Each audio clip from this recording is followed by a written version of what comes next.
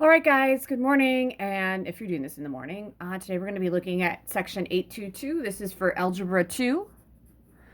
This is your last section of the week, and there'll be homework to follow. So we are looking at, the question is, what are complex roots? We are going to look at what a complex root is. So the first thing would be, okay, what the heck is a root? Okay, so wouldn't a root, so we're going to look at root, won't those x-intercepts or zeros? And then a complex number, because this is like a compound word. All right, so if I go back to 821, all right, so I'm looking at that, clicking in here, boom, no. For 821, then in one of the math notes boxes, they had a complex number. A complex number is in the form a plus bi. It has an imaginary part.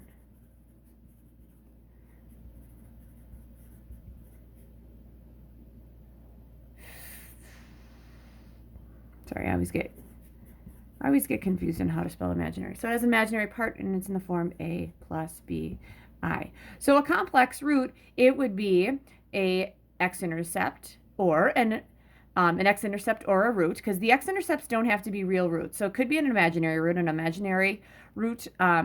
the form of a plus bi. That is what a complex root is going to be. All right, and we find those roots whenever we set things equal to 0. 879. Okay, question 879, find the roots of each of the following by setting y equal to 0. Does the graph of either? All right, so for A, I got y equals the quantity x plus 5 squared plus 9. All right, so if I'm just quickly graphing that, my vertex would be at negative 5, 9. It's pointing up. So that should indicate that I'm going to have some imaginary or complex roots, okay? So I'm going to make y equals 0. I'm going to have x plus 5 squared plus 9, subtract 9, I get negative 9 equals x plus 5 squared. Take the square root. Oh, there's my imaginaries. The square root of a negative 9. The negative is out as an imaginary part, and the square root of 9 is plus or minus 3. So that's plus or minus 3i. Because remember, this thing could be shifted down, and then I would have 2 roots, right? Or I could have 1, all right? So those imaginaries we're going to figure out are always going to come in pairs. So there's always going to be 2 of them. They're kind of like married, and they don't ever get divorced. All right, so I'm going to have x plus 5, and then I'm going to subtract 5. So x equals negative 5 plus or minus 3i. And we usually write it like that because you want, like up here, the imaginary part comes second. So you have 2 roots. They are both complex, and they are imaginary. 5 plus 3i and negative 5 minus 3i. Sorry, I didn't say negative 5 too much in the last one. All right, so that's that. Okay, now looking at B.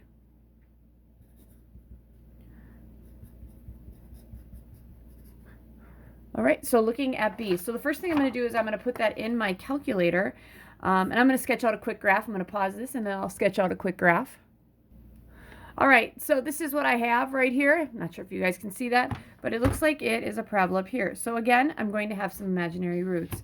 So I have a couple ways that I can do this. I can complete the square. I can set this equal to 0 and complete the square if I want.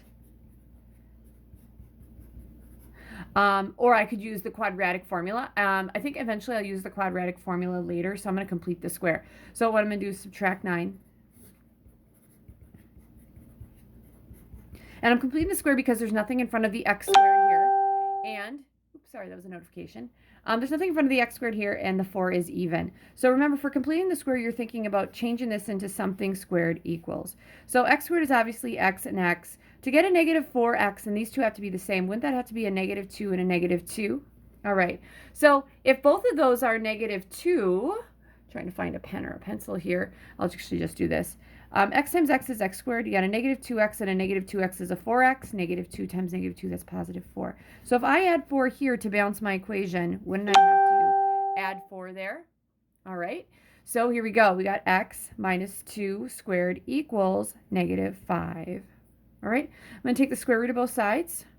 Okay. Now, the square root of negative 5. Okay, that's out as an I. Is there a square root of 5? No. So I'm going to have square root of 5, and then there are 2 of them, so it's plus or minus. We've done that before. You have to have 2. So I'm going to have x minus 2 equals, I'm going to add 2. So I'm going to have 2 plus or minus I times the square root of 5. That equals your x. So we have two complex roots at 2 plus I times the square root of 5, and x equals 2 minus I times the square root of 5. Keeping in mind that if I wrote these as points, this guy would be 2 plus I times the square root of 5, 0. And this would be 2 minus I times the square root of 5, 0, because they both have zeros for their y's. Same thing on this one. If I want to write these as point, this would be negative 5 plus 3i, and the y is 0, and negative 5 minus 3i, and the y is 0. All right. So that gets me through 79. For 80, what'd you notice about the complex solutions for 79? Describe any patterns you see. All right, so here's the pattern I see. All right, do you guys see that when you take the square root of both sides on either of these, you get plus or minus? We've done that before, so you always get 2. So that means imaginary, if you have a complex number, it has 2 roots. So complex, that's complex or imaginary roots come in pairs. So this is where I'd kind of break off and say, oh, if you guys had one imaginary root of, let's say 9 minus 6i, what would the other one be? Well, it'd probably be 9 plus 6i, right? If I had another one, if I had a root of, let's say 6 plus 4i, wouldn't the other one be 6 minus 4i? So they always come in pairs. I have to have 2. All right, these two guys that we talk about, whenever the real part is the same and then the imaginary part is different, these are called complex conjugates. So if I'm talking about this in a form, if I had a plus bi, its conjugate would be a minus bi. All right, and that'll end up being super duper important. But big thing, imaginary roots always come in pairs. They always have a partner, okay? So there's never like just one, okay? So that is question 80. 81. Okay, for question 881, in the following parts, look for patterns as you calculate the product, the sum and the product of them. So in class, what I would do for A, I would actually just look at a few of these. We'd have 2 plus I and 2 minus I. And I'm also going to look at... Oh, C is almost the same thing. Okay, I'll look at B as well. I'll put B here. And then I'm going to look at D because it's super nasty. All right. So first thing, I'm going to find the sum in both of these. So if I take 2 plus I plus a 2 minus I, if I add those together, combining like terms, 2 plus 2, that's 4. I minus I, that is 0. So that's it. So it's 4. And the product of this 2 plus I times 2 minus I. So to do this, I'm going to distribute the 2 through. 2 times 2 is 4. 2 times a negative I is a negative 2i. I times 2 is a 2i. I times a negative I is a negative I squared. Okay, we got 4. Okay, these guys are gone, right? Because that's a 0. What's I squared, you guys? Oh, that's right. It's negative 1. So if I squared, keep in mind, I squared equals negative 1. Super duper important. That'd be like saying minus a negative 1. So if I have 4 minus a negative 1, wouldn't that be 4 plus 1? That's 5. There you go. Okay. Next one, let's add these together. So for the sum, I'm going to take 3 plus 5i plus 3 minus. Actually, I did the minus first. It really doesn't matter. But I'm going to stay in my order. Combining these, 3 plus 3, that's 6. Negative 5 plus 5i, that's 0. It's just 6. My product, 3 minus 5i times 3 plus 5i. All right, 3 times 3 is 9. 3 times a 5i is 15i. Negative 5i times 3 is negative 15i. And a negative 5i times a positive 5i is negative 25i squared. So we should notice that these guys are 0. I squared is negative 1, which means I have 9 minus, and I'm going to have 25 times a negative 1. So that's 9. Okay, so if I have a negative 25 times a negative 1, wouldn't that be 20 plus 25? That equals 34. All right. I'm going to bump over to D. All right. In D, I have 1 plus I times the square root of 3 and 1 minus I times the square root of 3. So if I'm going to add these together, so the sum, we have 1 plus I times the square root of 3 plus 1 minus I times the square root of 3. That equals 1 plus 1 is 2. I times the square root of 3 times and minus a negative, or minus an I times the square root of 3. These are variable expressions that are exactly the same. So since this is positive and that's negative, it's 0. My answer is 2.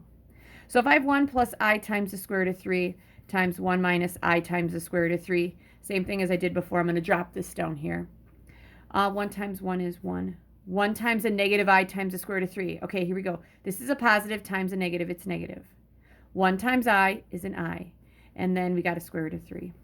All right, and then I times the square root of 3 times 1, that's a positive. I times the square root of 3. I don't need the 1 because 1 times anything is anything. And then this is the big one. A positive I times the square root of 3 times a negative I times the square root of 3. All right, so here we go. A positive times a negative is a negative. I times I is I squared. The square root of 3 times the square root of 3 is the square root of 9. All right, here we go. So this is a 1 here. Here's your 0. That's gone, right? And then I got minus. Okay, I squared is negative 1, and the square root of 9 is 3. So wouldn't that be minus a negative 1 times 3 is a negative 3. That's 1 plus 3. That's 4. There we go. That's it. So what you should have noticed is we talked a little bit in the last one about complex conjugates. These are complex conjugates. So when you add complex conjugates together, the imaginary part is gone. And when you multiply complex conjugates together, the imaginary part is gone. That's super duper important. So I want to look at the follow-up questions in question 81. Okay, so this is 81E. So if I'm looking at the complex number 3 plus 2i, I kind of did it. Its conjugate is 3 minus 2i. All right. For f, what happens when you multiply negative 4 plus 5i times negative 3 plus negative 4 plus 3i? My bad. All right. So here we go. Negative 4 times negative 4 is 16. Negative 4 times 3i is a negative 12i. 5i times negative 4 is negative 20i. 5i times 3i, that's a positive 15i squared. So here's what happens, guys. This here is what, negative 32i. All right. This is 16 for sure. I squared is negative 1. So if I squared is negative 1, wouldn't that turn this whole thing to negative 15? 16 minus 15 is 1. So when you do that, you get an imaginary. You add two complex numbers or multiply two complex numbers together that are not conjugates, your answer is going to be a complex number. What complex number do you multiply to a plus bi to get a real number? So g, if I took a plus bi, if I want this to be a real number, when I go a minus bi, and what should happen is a times a is a squared, a times a negative bi is negative abi, bi times a is a positive abi, and this bi times a negative bi is a negative b squared I squared. So these are gone. We get a squared. All right. And then for this one, the I squared is a negative 1. A negative times negative is a positive b squared. So what happens is the imaginary parts go away. All right. So what happens for each of the four pairs of complex numbers in 81? What could be the roots of the quadratics, of the quadratic functions? Oh, sorry. I'll back it up. For questions 82, it says each of the pairs of complex numbers in question 81 could be the roots of a quadratic formula. Your task is with your team, which obviously you don't have a team, create a quadratic equation for each of the complex numbers. Okay, so that is what I'm going to do. And then we're going to create some quadratics in question 86. All right, so I'm going to stick to the ones that I had. So we're going to create, this is question 82.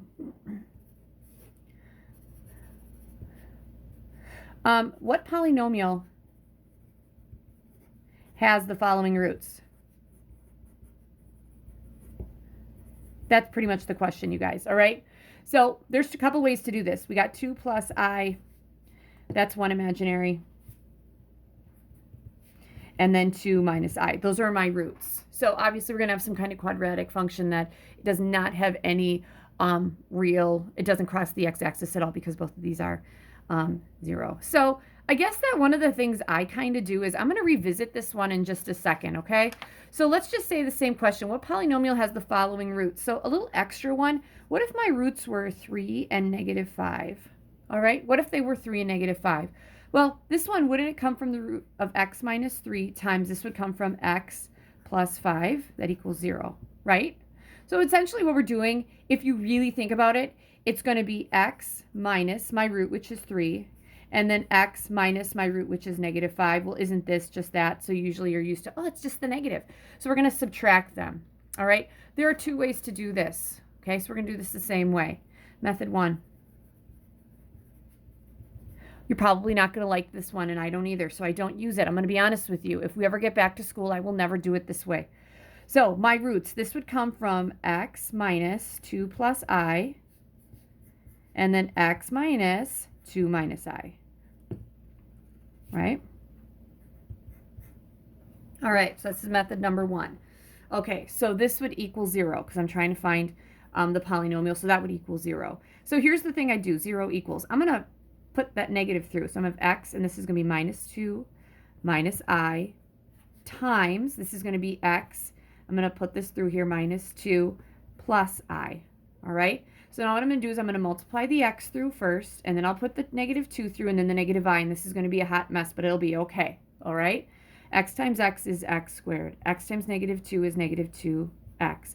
X times I is a positive xi. Negative 2 times x is another negative 2x. Negative 2 times a negative 2 is a positive 4. So that's got to go over here. Negative 2 times an I is going to give me a negative 2i. And I'm not seeing anything there, so I'm going to go with a negative 2i there. Here we go. Negative, so here we go. Negative I times an x is a negative ix. This should be actually an ix because I put the I part first. A negative I times a negative 2 is a positive 2i. I'm going to put that right here. A negative I times a positive I is a negative I squared. All right, so here's what this looks like, you guys. All right, we have an x squared here.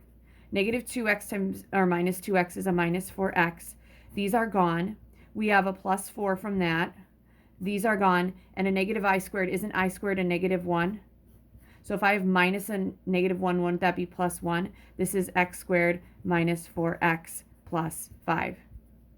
That equals 0, so the polynomial would be y equals x squared minus 4x plus 5. All right? And you could check that in your calculator. All right. So, and that should not have any real roots, and I could go back and show you how to do that. So I don't like that process. It sucks. Okay? I'm going to be honest with you. Method number 2, going backwards.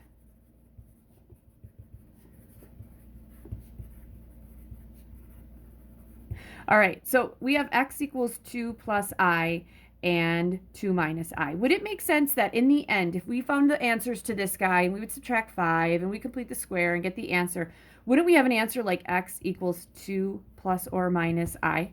And then I usually separate those out. Excuse me while I sharpen my pencil. I usually separate those out and show my 2 x-intercepts. Going backwards, what I want to do is I want to get the equation, okay? So the goal is to get the imaginary part by itself because I can do something to that to change it to a number. So here we go. We're going to subtract 2. So I'm going to have x minus 2 equals plus or minus I. All right, guys, what do you do to an imaginary to make it into a number? Don't I have to square it? All right. So this is going to be x minus 2 squared. We'll take care of that in just a second. All right, I'm going to shift this up here. And the reason I have this up here with this guy is because these should be the same. Okay, plus or minus I squared. It's going to equal. Okay, whether it's positive or negative, wouldn't this be I squared? All right, so this is going to be x minus 2 times x minus 2. That equals I squared is negative 1. Okay, this is going to be x squared minus 2x minus 2x plus 4 equals negative 1. So I'm going to have x squared minus 4x plus 4 equals negative 1. Add 1. X squared minus 4x plus 5 equals 0, which means your equation is y equals x squared minus 4x plus 5. And yeah, that's exactly the same. All right? Now, if you want to do it this way, can you? Totally. But I'm going to tell you right now, when we do D, it's not going to be fun at all. Not that this is like really fun, although I kind of find it fun. D is not going to be fun at all. All right, so let's look at B. Going back to B, what polynomial did that come from? So in B, we had 3 minus 5i and 3 plus 5i, which would indicate in the end we had x equals 3 plus or minus 5i, right? The goal is to get the I by itself. Okay, so we're going to subtract 3. Actually, I don't even need parentheses yet. That equals, okay, plus or minus 5i. Now, I would not divide it by 5, okay? I can change this into a number. So I'm going to square both sides. So this is going to be x minus 3 squared. So wouldn't that be an x minus 3 times an x minus 3? That equals, whether this is positive or negative, it's going to be positive. 5 squared is 25, I squared. All right? So this is going to be x squared minus 3x plus 9. That equals, okay, 25i squared. If I squared is negative 1, wouldn't that equal negative 25?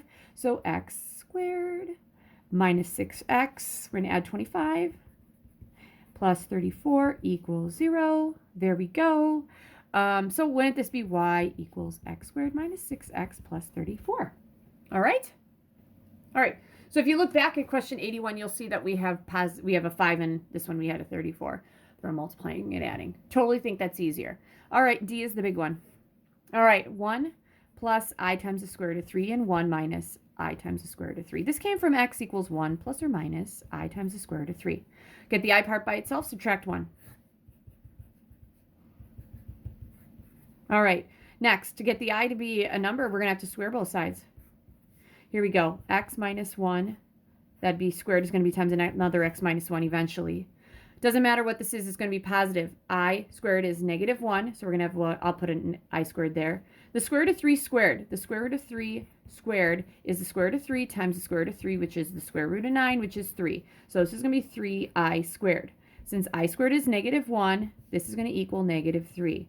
Putting this through, we're going to have x squared minus x plus 1, okay? Because x squared minus x plus 1.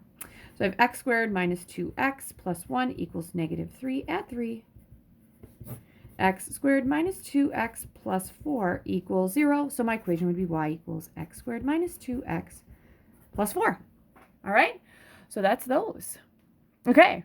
So looking at question 86, okay, what I think I'm going to do for 86 is I'm just going to give you a couple of them, and then I'll give you the definitions.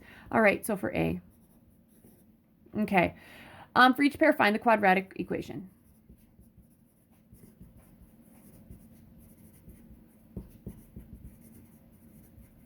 Okay, A should not be bad. This is 886.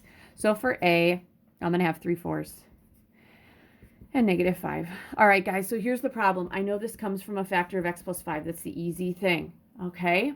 Now, this I could say comes from x minus 3/4. Here's the problem with that. I don't want minus 3/4. It's got to be a number that's whole. So to get rid of this 3/4, couldn't I just multiply it by 4 and distribute it through? This is 4x minus 3, which makes sense. If 4x minus 3 equals 0, we would add 3.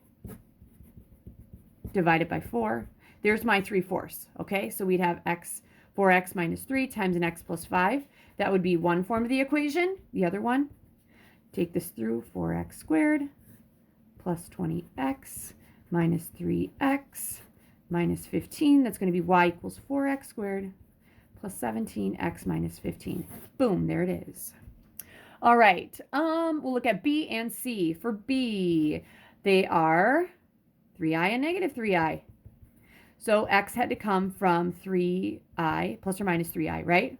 All right, for this one, there's nothing to add or subtract because there's no number in front. So let's just square this side and square that side. So I get x squared equals plus or minus 3 squared would be 9i squared. I squared is negative 1. X squared equals 9 times a negative 1. X squared equals, that's what, negative 9. Add 9. So we get x squared plus 9 equals 0. This is y equals x squared plus 9. All right, which brings me to C. This is going to be my last one. All right, and if you want to do D, you totally can. And actually, I can do D for you too. Now that I changed my mind. Women, we change our minds all the time. C, 5 plus 2i and 5 minus 2i. So x is going to equal 5 plus or minus 2i. We want the imaginary part by itself. Let's subtract 5. Once the imaginary part is by itself, I can square it to make it a number. So I'm going to square this. This is going to be x minus 5 times an x minus 5. All right. Plus or minus 2 squared is going to be 4. I squared is I squared. Since I squared is negative 1, 4 times negative 1 is negative 4. This is going to be x squared minus 5x minus 5x plus 25. So this is x squared minus 10x plus 25 equals negative 4. Add 4. X squared minus 10x plus 29 equals 0. Therefore, my equation was y equals x squared minus 10x plus 29.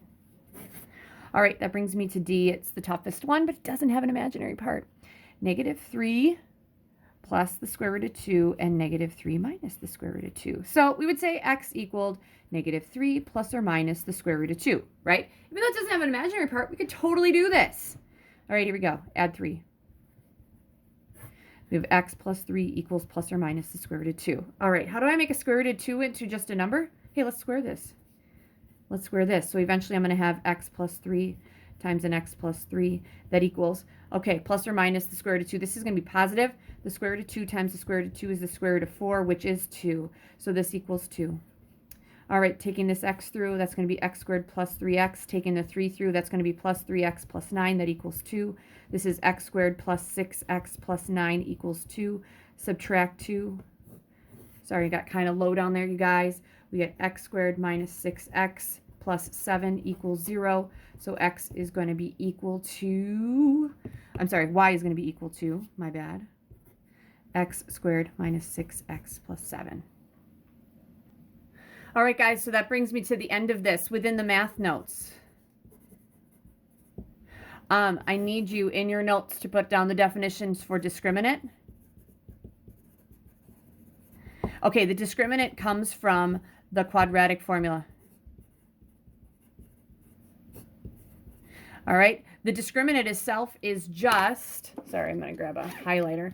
Discriminant itself is just this, the square root of b squared minus 4ac. That's what the discriminant is. If that whole thing, b squared, sorry, I'll move that over. If b squared minus 4ac is negative, well, wouldn't that indicate a negative square root? So that's going to be imaginary. So that's what the discriminant is. And a complex conjugate we talked about. All right, so that brings me to homework. So if I'm looking at this, we're going to do questions 887 to, okay, 88 we can do, 89 we can do, 90 we can do, 91 we can do, 92 you can do, 93 is good, 94 is not, 95 and 96 are okay. So we're going to do 887, I think it started at.